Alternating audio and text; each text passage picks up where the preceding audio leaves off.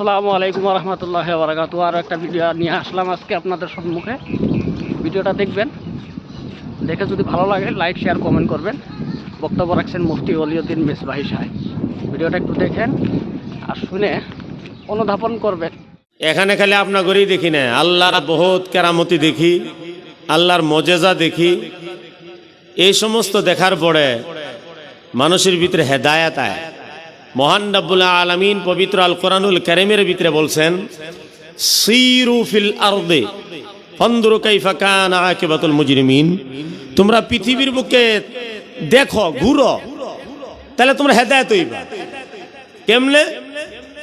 ধরে নেন, গেলাম দিল্লি, যাই দেখলাম লাল কিলা, গেলাম আগ্রা, দেখলাম তাজমহল। আপনারা গেছেন না গো? কেউ কেউ গেছেন ঠিক, কিন্তু আপনারা ওখানে যাই ভাবছেন এটা একটা ঘর, আলিশান ঘর।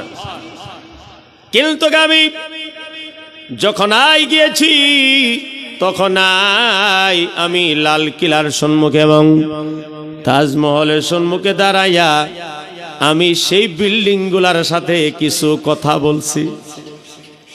সেই কথাগুলা হইল, ও লাল কিলা, তুমি দেখি আগের মতোই আছো, এবং আসন যেই জায়গায় বাদশাহ বসছে সেই আসনও এখন ওইভাবেই আছে, যেরকম আছে না নাই? যেরকম আছে না নাই?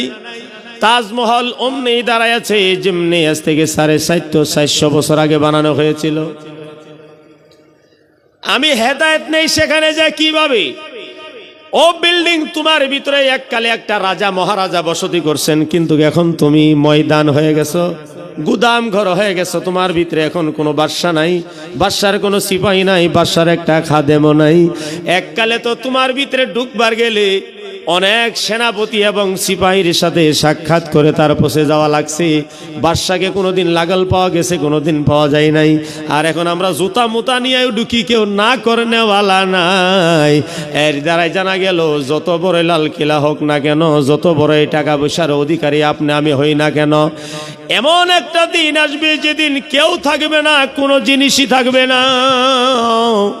মহান রব্বুল আলামিন পবিত্র আল কোরআনুল কারীম সূরা জুমার ভিতরে বলেন, কুল ইন্নাল মাউতাল্লাযী তাফিররুনা মিনহু ফাইন্নাহু মুলাকীকুম সুম্মা তুরাদ্দুনা ইলা আলিমিল গায়বি ওয়াশ শাহাদা ফায়ুনাব্বিউকুম বিমা কুনতুম তা'মালুন।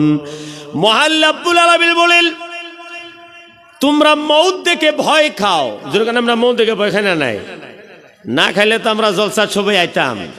কেউ কেউ চিন্তা করতেছে জি ঠান্ডা গেলে সর্দি